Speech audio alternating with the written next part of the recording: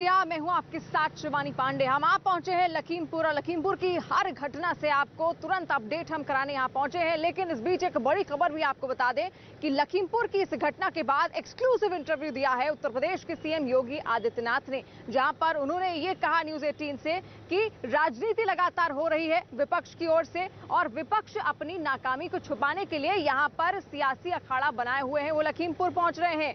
आपको बता दें कि न्यूज 18 से एक्सक्लूसिव बातचीत की सीएम योगी आदित्यनाथ ने और इस एक्सक्लूसिव इंटरव्यू में उन्होंने कहा कि मामले में कोई भी दोषी नहीं बख्शा जाएगा और विपक्ष अपनी नाकामी छिपाने के लिए इस पर सियासत कर रहा है। लखीमपुर की घटना के बाद योगी का ये पहला इंटरव्यू है। यूपी के सीएम योगी आदित्यनाथ ने भरोसा दिया कि लखीमपुर के दोषी बख्शे नहीं जाएंगे और इस मामले में दूध का दूध और पानी का पानी जल्द से जल्द होगा। पिछले कुछ दिनों में एक विवाद भी बहुत ज्यादा मीडिया में भी छाया रहा और उससे भारतीय जनता पार्टी पर भी बहुत सवाल खड़े हुए, आपकी सरकार पे भी बहुत सारे सवाल खड़े हुए। मैं लखीमपुर खीरी में जो वायलेंस हुई, एक एक्ट ऑफ वायलेंस हुआ, उसके संदर्भ में मैं आपसे सवाल पूछना चाहता हूं, क्या कहना चाहते हैं आप उस विषय पर? देखिए, लखीमपुर खीरी की घटना है, ये दुखद और दुर्भाग्यपूर्ण है जी, और सरकार उसकी तह पर जा रही है। लोकतंत्र में हिंसा का कोई स्थान नहीं। जब कानून सबको सुरक्षा प्रदान करने की गारंटी दे रहा है तो कानून को हाथ में लेने का अधिकार किसी को नहीं, चाहे वो कोई भी हो, चाहे वो कोई भी हो, मंत्री हो, उसका बेटा भी हो। मैंने कहा कोई भी हो, कानून सबके लिए समान है और कानून सबके के साथ समान रूप से व्यवहार भी करेगा। लेकिन हां, ये माननीय उच्चतम न्यायालय की स्थापित रूलिंग है कि गिरफ्तारी के पहले आपके पास पर्याप्त साक्ष्य भी होने चाहिए। हम किसी व्यक्ति के आरोप पर अनावश्यक किसी को गिरफ्तार भी नहीं करेंगे, लेकिन हां, अगर कोई दोषी है तो उसको छोड़ेंगे भी नहीं, वह कोई भी क्यों न हो। और ये सरकार का संकल्प है। हम लोगों ने प्रदेश के अंदर यही किया। जिनके खिलाफ भी कार्रवाई हुई, जिनके खिलाफ भी साक्ष्य मिले, वह व्यक्ति कोई भी रहा हो, हमने उसके खिलाफ कार्रवाई करने में कोई गुरेज नहीं की। वह भले ही भारतीय जनता पार्टी का विधायक रहा हो या फिर विपक्ष का विधायक या किसी पद पर बैठा हुआ कोई व्यक्ति, हम लोगों ने इसमें कार्रवाई करने में कोई गुरेज कभी नहीं की है। और लखीमपुर खीरी की घटना में भी यही सरकार कर रही है और यही की भी है। वहीं इस इंटरव्यू में सीएम योगी आदित्यनाथ ने विपक्ष पर सियासी रोटी सेकने का आरोप लगाया। उन्होंने कहा कि पीड़ित पक्ष सरकार की कार्रवाई से लगातार खुश है और नाकामी छुपाने के लिए ही राजनेता यहां लखीमपुर पहुंच रहे हैं और अगर उनके पास किसी तरह का कोई सबूत है तो वो सामने रखें, तुरंत उस पर कार्रवाई की जाएगी। प्रियंका वाड्रा यहाँ थी, राहुल गांधी भी एक दिन के लिए इधर आए, भूपेश बघेल भी आए, चन्नी जो पंजाब के मुख्यमंत्री जी हैं वो भी इधर पधारे। लगातार नेता आते गए। जयंत चौधरी भी सीतापुर जाना चाह रहे थे, अखिलेश यादव भी सीतापुर जाना चाह रहे थे, लेकिन विपक्ष का आरोप है कि उन्हें रोक लिया गया क्योंकि बीजेपी की सरकार केंद्र में और जो यूपी में बैठी है, यानी दिल्ली की सरकार और लखनऊ की सरकार कुछ गलत कर रही है, इसलिए छुपाना चाहती है। देखिए, हम कुछ भी नहीं छुपाना चाहते। फिर जाने क्यों नहीं दिया गया? हमारे पास जो तहरीर आई थी, हमने उस तहरीर के अनुसार मुकदमे दर्ज किए जी। एक, इस प्रकार के मामलों में सरकार की पहली प्राथमिकता होती है शांति और सौहार्द बनाना है जी। हमारे विपक्ष के जो मित्रगण हैं, ये कोई सद्भावना के दूत नहीं थे और इनमें से बहुत सारे चेहरे तो ऐसे हैं जो इस उपद्रव और इस हिंसा के पीछे भी शामिल होंगे। एक बार तथ्य सामने आने दीजिए। दूध का दूध और पानी का पानी हम सबके सामने रखेंगे। बीजेपी के प्रवक्ता ने कहा, बीजेपी के एक नेता ने कहा और एक यूपी सरकार के मंत्री ने बोला कि ये पॉलिटिकल टूरिज्म के लिए आए हुए हैं। नहीं, मैं वही कह रहा हूं ना जी। सवाल ये कोई सद्भावना के लिए वहां नहीं जा रहे थे। मुझे एक बात बताइए, छत्तीसगढ़ के मुख्यमंत्री अपने छत्तीसगढ़ को तो संभाल नहीं पा रहे हैं। छत्तीसगढ़ में पुलिस की गोली से कुछ किसान मारे जाते हैं, उनके प्रति उनके मन में कोई भी अनुराग नहीं, उनके प्रति कोई सहानुभूति नहीं, उन्हें लखीमपुर खीरी के बारे में कोई जानकारी नहीं। लेकिन अब चाकरी करनी है तो पीछे पीछे चलाए। वो तो 50 लाख रुपए देके गए हैं। इसी प्रकार से जी, पंजाब के मुख्यमंत्री अपने पंजाब को संभाल नहीं पा रहे हैं। वो तो अभी बने हैं। और मैं क्या कर रहा हूं ना, अभी बने हैं, वहां संभाल नहीं पा रहे हैं। उसमें भी कौन डीजीपी होगा, कौन चीफ सेक्रेटरी होगा, अभी यही नहीं तय कर पा रहे। इससे बड़ा शर्मनाक क्या हो सकता है कि कोई मुख्यमंत्री इस बात के लिए तरस रहा है कि साहब डीजीपी कौन होगा, वो अपना डीजीपी नहीं बना सकता, अपना चीफ सेक्रेटरी नहीं बना पा रहा है। पंजाब के अंदर किसानों के साथ, पंजाब के नागरिकों के साथ जो व्यवहार हो रहा है उसको संभाल नहीं पा रहे हैं। अपने आंतरिक झगड़ों में वे इतने त्रस्त हैं कि उससे पिंड छुड़ाने के लिए उन्होंने भी वही रास्ता अपनाया जो छत्तीसगढ़ ने अपनाया है। राजस्थान में जो हो रहा है, तो अपनी कमियों को छुपाने के लिए लोग केवल दूसरों के यानी घरों पर पत्थर फेंकने का कार्य करने वाले लोग हैं। मैं पूछना चाहता हूं इन लोगों से, राहुल जी से भी और प्रियंका जी से भी, मार्च 2020 से कोरोना से प्रदेश भी देश भी त्रस्त है। उत्तर प्रदेश देश की आबादी का सबसे बड़ा राज्य है। मैं अखिलेश जी से ही पूछना चाहता हूं ये प्रश्न। 24 से 25 करोड़ की आबादी उत्तर प्रदेश में रहती है। कोरोना हमारे लिए सबसे बड़ा क्रिटिकल पॉइंट था, क्योंकि इतनी बड़ी आबादी जी, और हम ये भी जानते थे कि इस महामारी के बाद जो पलायन होगा अन्य राज्यों से, उत्तर प्रदेश उससे सबसे ज्यादा प्रभावित होने वाला है।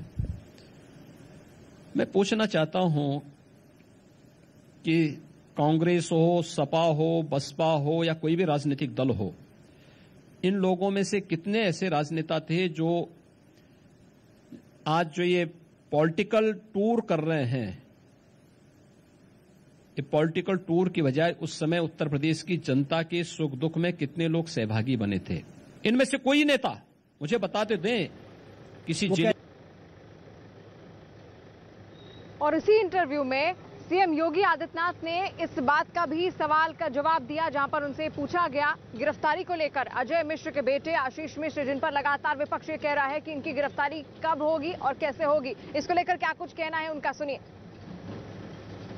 क्योंकि गृह राज्य मंत्री हैं अजय मिश्र टेनी, उनके सुपुत्र इसमें इन्वॉल्व हैं, उनको बचाने के लिए सारी कवायद हो रही है। कई सारे वीडियोस भी सामने आए हैं। हमने मुख्यमंत्री देखिए कोई वीडियो अभी तक इस प्रकार का नहीं, हमने तो नंबर भी जारी किया है जी कि अगर किसी के पास कोई साक्ष्य है तो इस पे अपलोड करें।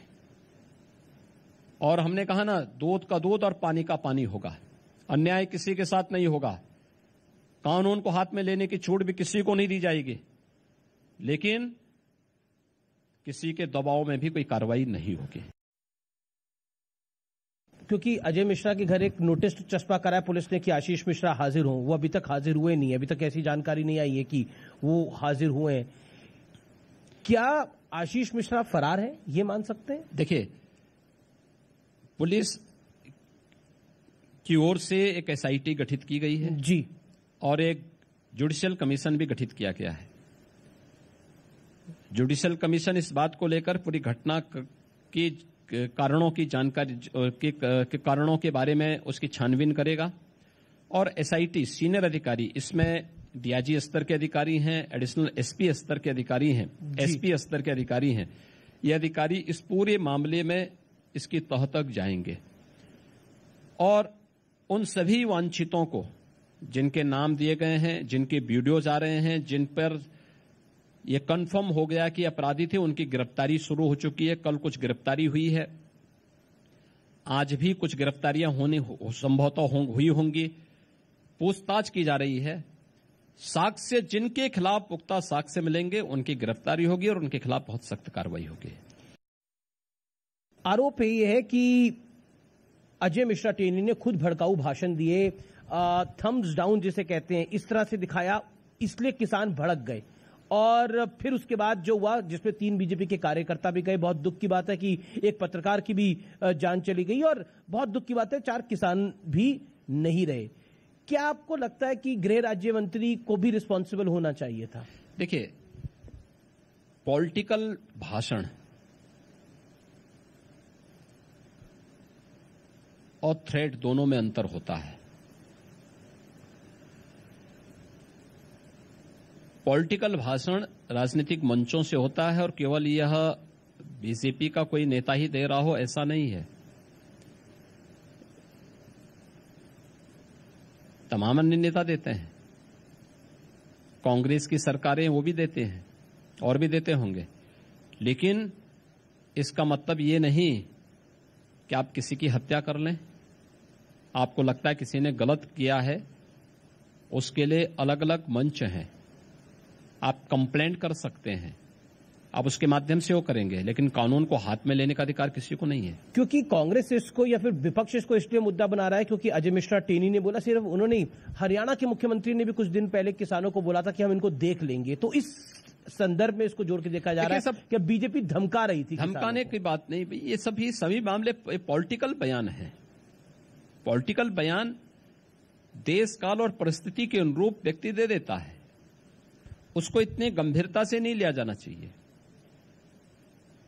प्रयास होना चाहिए कि हम कोई ऐसा बयान न दें, लेकिन अगर आता है तो वह उसका कोई मायने नहीं होता, आप उसका खंडन कर दीजिए जी। आपको बुरा लगता है आप भी बोल दीजिए, क्या मतलब है इसका। लेकिन उसकी आड़ पे हम क्या किसी निर्दोष व्यक्ति की जान ले लेंगे, राह चलते हुए राहगीरों पर हमला कर देंगे।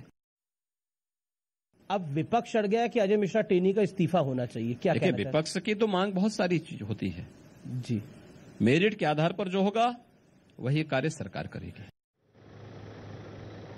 तो सुना आपने सीएम योगी आदित्यनाथ का ये एक्सक्लूसिव इंटरव्यू। लखीमपुर की इस घटना के बाद उन्होंने सबसे पहले न्यूज 18 को इंटरव्यू दिया है। एक वीडियो भी आपको याद होगा जहां पर प्रियंका गांधी वाड्रा जब वो लखीमपुर आने की कोशिश कर रही थी तो उस वक्त उनको पीएसी गेस्ट हाउस में रखा गया था। उस दौरान उन्होंने वहां पर झाड़ू लगाते हुए अपना एक वीडियो भी जारी किया था। इस वीडियो को लेकर क्या कहना है सीएम योगी आदित्यनाथ का, सुनिए। प्रियंका जी से तो सर्किट हाउस में कह रहे झाड़ू भी लगवा दिया गया। देखिए, जनता उनको उसी लायक बनाना चाहती है और जनता ने उसी लायक उनको बना दिया है। सवाल यह है कि इन लोगों के पास उपद्रव करने और नकारात्मकता फैलाने के सिवाय कोई कार्य नहीं। कोरोना कालखंड में इनके किसी के दर्शन नहीं हुए। उत्तर प्रदेश में जब हर व्यक्ति जीवन और जीविका के बीच में जद्दोजहद कर रही थी जी, तब केंद्र और प्रदेश सरकार ही उनके साथ खड़ी थी, भारतीय जनता पार्टी का कार्यकर्ता ही उनके साथ खड़ा था। तब इन राजनीतिक दलों के या इनके नेताओं का या इनकी स्वयं की उपस्थिति कहीं नहीं थी, जीरो थी। और ये मार्च 2020 से लेकर के मैं कह सकता हूं कि अक्टूबर 2021 के बीच में भी यही स्थिति थी। लेकिन अचानक उनकी नींद खुली, उनको लगा कि लखीमपुर खीरी एक बहाना है, लेकिन ऐसा नहीं हो पाएगा। उत्तर प्रदेश की लेकिन जनता, क्या आपको लगता है उत्तर प्रदेश की जनता, देखिए सरकार की प्राथमिकता होती है शांति और सौहार्द बनाना, पहले सरकार ने वही किया। ये किसी इस सद्भावना के दूत नहीं थे, ये दुर्भावनापूर्ण तरीके से वहां पर विद्वेष और वहां पर आपसी वर्ग संघर्ष की स्थिति पैदा करना चाहते थे, जो हम प्रदेश के अंदर नहीं होने देना चाहते थे और कतई नहीं होने देंगे। तीसरा, इन लोगों के जाने के बाद पब्लिक की जो प्रतिक्रिया थी, पीड़ितों की जो प्रतिक्रिया थी, ये भी आपने देखा होगा। सबने बहुत तीखी प्रतिक्रिया व्यक्त की थी कि सरकार ने हमें मदद की है, सरकार के कार्यों से हम पूरी तरह संतुष्ट हैं, कृपया हमारे मामले में राजनीति न की जाए। ये पीड़ित परिवारों ने स्वयं कहा, या सभी पक्षों ने इस बात को कहा। और कल जिस तरीके से केंद्रीय गृह राज्य मंत्री अजय मिश्र के घर के बाहर पुलिस ने नोटिस चस्पा किया था, आपको बता दें कि आज भी उनके बेटे आशीष मिश्र यहां पुलिस लाइन में जहां हम इस वक्त मौजूद हैं वहां हाजिर नहीं हुए। उनको हाजिर होने के लिए कहा गया था और आज एक बार फिर से अजय मिश्र के घर के बाहर नोटिस चस्पा कर दिया गया है। दो तस्वीरें भी हम आपको दिखाते हैं। पहले किस तरीके से उनके घर में एक दिन पहले नोटिस चस्पा किया गया था जिसमें कहा गया था कि उनको पुलिस लाइन में हाजिर होना है और अपना बयान यहां पर न केवल मौखिक बल्कि लिखित रूप से भी दर्ज करवाना है और साथ साथ आज भी उनके घर में नोटिस चस्पा कर दिया गया है। यूपी पुलिस ने आज केंद्रीय गृह राज्य मंत्री अजय मिश्र के घर के बाहर दूसरा नोटिस चिपका दिया है और नोटिस में उनके बेटे आशीष मिश्र को 9 अक्टूबर को सुबह 11 बजे अपना बयान दर्ज कराने के लिए कहा गया है और किसानों की मौत के मामले में उनके बेटे आशीष मिश्र आरोपी है। इससे पहले कल पुलिस ने उनके बेटे आशीष मिश्र के लिए पहला नोटिस चिपकाया था और आज दूसरा नोटिस चिपका दिया गया है।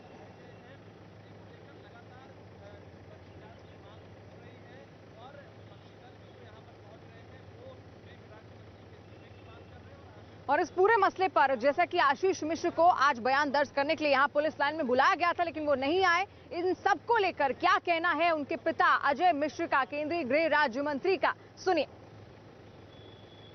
जब पुलिस बुलाएगी तब पेश होगी। देखिए, मुझे कानून व्यवस्था पर पूरा भरोसा है। मेरे बेटे ने कल उनको नोटिस मिला था, आज कल उनका स्वास्थ्य कुछ गड़बड़ था, उन्होंने स्वयं ये कहा है कि कल मैं पेश होकर के अपना कथन, अभिकथन, साक्ष्य सब कुछ जांच एजेंसी के सामने देंगे क्योंकि वो निर्दोष हैं और निर्दोष होने के कारण वो साक्ष्य देना चाहते हैं। देखिए, ये भारतीय जनता पार्टी की सरकार है जो निष्पक्ष काम करती है। दोषियों के विरुद्ध जो भी जांच में दोषी पाया जाएगा उसके विरुद्ध कार्रवाई होगी। और अजय मिश्र ने न्यूज 18 से एक्सक्लूसिव बातचीत की जिसमें उन्होंने कहा कि उनके बेटे आशीष मिश्र लगातार पुलिस कार्रवाई में सहयोग कर रहे हैं और आगे भी भविष्य में वो करते रहेंगे। और क्या कुछ कहा है उन्होंने, सुनिए। केंद्रीय गृह राज्य मंत्री अजय मिश्रा हमारे साथ मौजूद हैं, हम उनसे बात करते हैं। आशीष मिश्रा के खिलाफ लगातार छापेमारी जारी, क्या कहना चाहिए? कोई छापेमारी नहीं जारी है, केवल 160 का नोटिस है। हम लोग कहीं पर किसी घटना से इन्वॉल्व नहीं है। हमको सरकार और जांच पर पूरा भरोसा है। आशीष मिश्रा जी पूरे साक्ष्यों के साथ अपना बयान देने जा रहे हैं। वह पुलिस के सामने पेश होंगे क्या? बिल्कुल होंगे, 100%। कब तक होंगे? अब जैसे उनका समय होगा, अब तो यहाँ हम अभी क्या बता देंगे। अच्छा, एक अंतिम सवाल, इस्तीफे का दबाव बन रहा है, इस पर क्या कहना चाहिए? किसी ने कोई दबाव नहीं बनाया, आप ही लोग बना रहे हो। आशीष मिश्रा कोऑपरेट करेंगे? हम और आशीष मिश्रा, हमारे पूरे सभी लोग कोऑपरेट। और लखीमपुर घटना के बाद जिस तरीके से लगातार सियासत हो रही है, तमाम राजनेता यहां पर पहुंचने की कोशिश कर रहे हैं। कुछ दिन पहले राहुल गांधी और प्रियंका गांधी भी यहां पर पहुंचे और अब उसी को लेकर चुनावी रणनीतिकार प्रशांत किशोर ने कांग्रेस पर हमला बोला है। लेकिन उनका स्टाइल यहां पर थोड़ा अलग है। ट्वीट के जरिए उन्होंने कांग्रेस पर हमला जरूर बोला लेकिन कांग्रेस का जिक्र नहीं किया। उन्होंने जीओपी लिखा, यानी कि ग्रैंड ओल्ड पार्टी। चुनावी रणनीतिकार प्रशांत किशोर ने कांग्रेस पर अब लखीमपुर रेस को लेकर जमकर हमला बोला और ट्वीट कर उन्होंने यह हमला बोला है। प्रशांत किशोर ने कहा कि लखीमपुर पॉलिटिक्स से कांग्रेस को कोई फायदा नहीं होने वाला। हालांकि उन्होंने अपने ट्वीट में कांग्रेस का नाम लेने की बजाय उसे जीओपी यानी कि ग्रैंड ओल्ड पार्टी कहा। यानी अब देखिए किस तरीके से सियासत लगातार हो रही थी। तमाम राजनेता यहां पर पहुंचने की कोशिश कर रहे थे। सियासी अखाड़ा एक तरीके से कांग्रेस की ओर से भी लखीमपुर को बना दिया गया था और प्रशांत किशोर ने अब साफ कह दिया है अपने ट्वीट के जरिए, बिना कांग्रेस का नाम लिए हमला बोला है और कहा है कि जिस तरीके से लखीमपुर कांग्रेस पहुंच रही है उससे उसे कोई भी फायदा नहीं पहुंचने वाला है। और वहां पर नाम नहीं लिया गया है ट्वीट में, लेकिन जीओपी कहा गया है, यानी कि ग्रैंड ओल्ड पार्टी।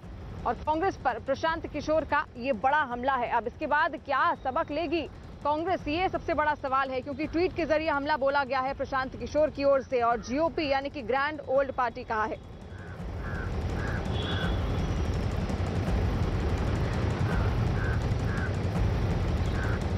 और इस पूरे मामले का संज्ञान लिया था खुद सुप्रीम कोर्ट ने, जिसके बाद कल सुनवाई हुई थी, आज भी सुनवाई हुई।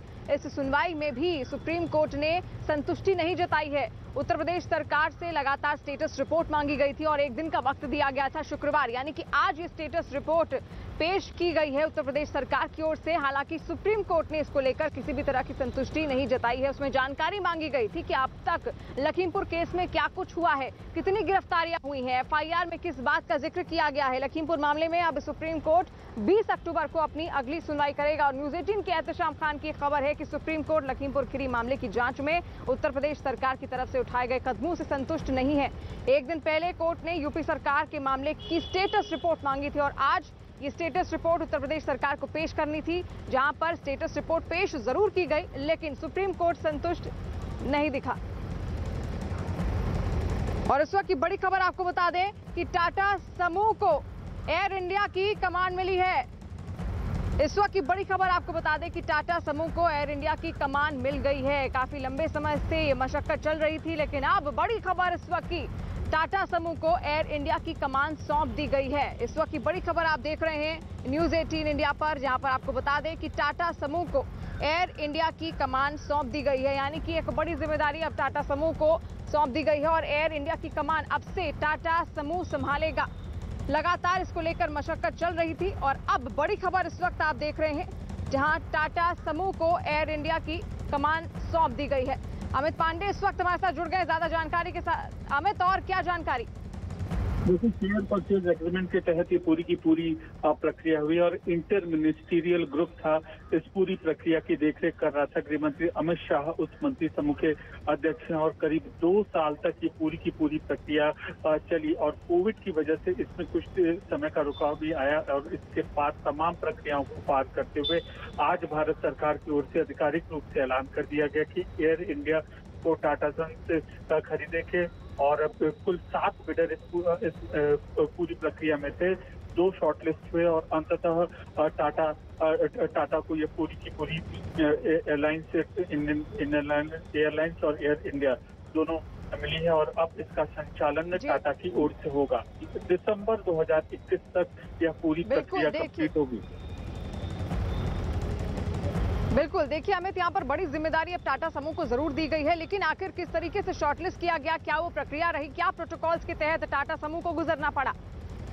देखिए, शेयर परचेज एग्रीमेंट के तहत यह पूरी प्रक्रिया हुई और बाकायदा भारत सरकार ने निविदाएं आमंत्रित की थी। 7 बिडर इसमें से थे, जिसमें से 5 को डिस्क्वालीफाई किया गया और अंततः 2 बिडर बचे और जिसमें टाटा थी और दूसरा अजय सिंह के द्वारा तैयार किया गया एक कंसोर्टियम का समूह था और उन दोनों ने अपनी अपनी बिड सरकार के सामने पेश की। टाटा ने बोली लगाई 18,000 करोड़ रुपए, जबकि अजय सिंह जिनकी जो इसी क्षेत्र में है उन्होंने 15,000 करोड़ रुपए की बोली लगाई और जिसके बाद सरकार ने तमाम पहलुओं का आकलन किया, मंत्री समूह ने, सेक्रेटरीज के समूह ने और उसके बाद अब विनिवेश का फैसला किया और टाटा समूह को इसका मालिकाना हक दिया गया। ये एक शेयर परचेज एग्रीमेंट के तहत पूरी की पूरी प्रक्रिया है और इसका जो ये बोली है, इसमें जो एसेट हैं एयर इंडिया के, जैसे नरमन पॉइंट पर उनका ऑफिस है या जगह जगह पर और उनके संस्थान हैं, वो उसमें इसकी कीमत इंक्लूड नहीं की गई है। तो कुल मिलाकर इस बेहद जटिल प्रक्रिया को पूरा किया गया और भारतीय नागरिक उद्यम इतिहास में एक बहुत बड़ा ये आज पल है। जी बिल्कुल अमित, तो यहाँ पर नागरिक उड्डयन मंत्रालय की ओर से प्रेस कॉन्फ्रेंस भी की गई और यहाँ पर बड़ी जिम्मेदारी टाटा समूह को दी जाती है, जहाँ पर आपको बता दें कि घाटे में चल रही सरकारी विमानन कंपनी एयर इंडिया की कमान अब टाटा समूह को सौंप दी गई है। एक लंबी प्रक्रिया के बाद ये जिम्मेदारी टाटा समूह को सौंपी गई है। इससे पहले तमाम दावे भी किए गए थे। हमारे विपक्ष